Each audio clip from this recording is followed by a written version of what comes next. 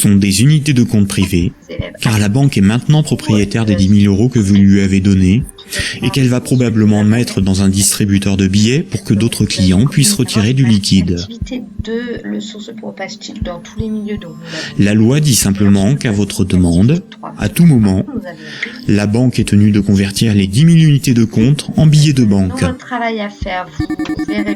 Et ce que vous ne savez pas, c'est que la banque n'a qu'une petite partie des montants des comptes de ses clients sous la forme de billets de banque. Gardez à l'esprit que moins de 7% de la totalité de la monnaie en circulation est sous la forme de billets et de pièces de monnaie qui ont cours légal. Ce que vous avez sur votre compte, ce n'est qu'une promesse de remboursement en euros, et non de véritables euros. Voilà, on s'est arrêté en fait à la question 2. De nos jours, tout le monde paie des sommes de petite et grande taille sans jamais employer de billets de banque. La carte bancaire, la carte de crédit, les chèques bancaires, les prélèvements automatiques et les virements forment l'essentiel des procédés de paiement. Quand un client d'une banque veut transférer de l'argent à un autre client de la même banque pour le payer, que ce soit des entreprises ou des particuliers, la banque ne réalise qu'une manipulation de chiffres. Elle retranche au compte du client la somme inversée et l'ajoute au compte du destinataire. Aucun billet de banque n'est intervenu dans la transaction, et pourtant, les deux clients, en interrogeant leur banque, constatent bien qu'un transfert a été effectué. En revanche, quand un transfert doit être effectué entre les comptes bancaires de deux banques commerciales distinctes et concurrentes, la monnaie centrale intervient. Toutes les banques commerciales privées ont un compte à la banque centrale.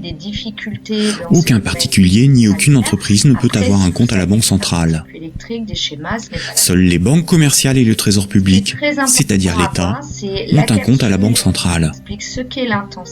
La banque centrale réalise la comptabilité là aussi avec des chiffres dans des ordinateurs, et non pas des tas de billets de banque.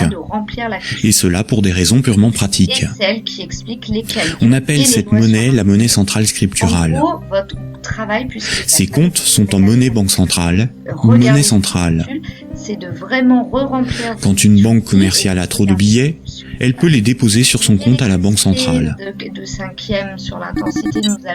Quand elle en a besoin pour alimenter ses distributeurs automatiques, elle demande à la banque centrale de lui convertir des euros scripturales en billets de banque.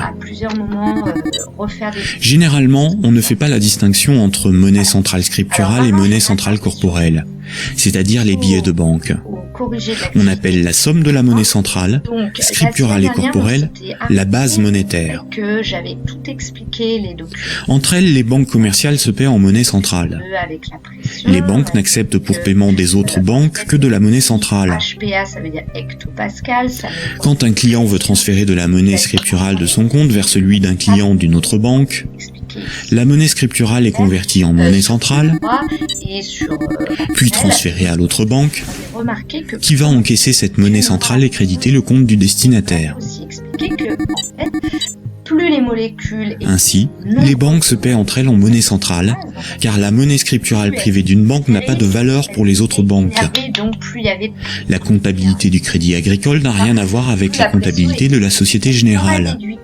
Ce sont deux entreprises distinctes et concurrentes. Cela signifie qu'il y avait finalement... Ce qui existe entre les banques et pour les banques, c'est uniquement la monnaie banque centrale. C'est celle qui a cours légal, c'est la monnaie de l'État. Quand un client d'une banque a 1 000 € sur son compte, la banque n'est pas riche de 1 000 €.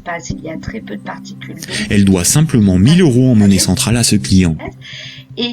C'est un chiffre dans sa comptabilité. Ce qui fait la richesse de la banque, c'est ce qu'elle possède, comme des immeubles, des bureaux, des actions, des titres financiers, et la monnaie centrale qu'elle a sous la forme de billets de banque ou de monnaie centrale sur son compte à la banque centrale.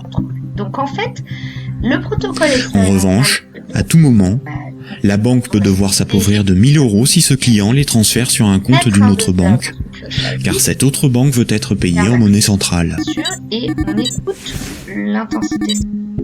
Ensuite, on a aspiré l'air pour faire entre guillemets le vide, parce qu'on a expliqué avec vos camarades que le vide... Les banques ne réalisent pas leur paiement en banque centrale à chaque fois qu'un transfert est réalisé.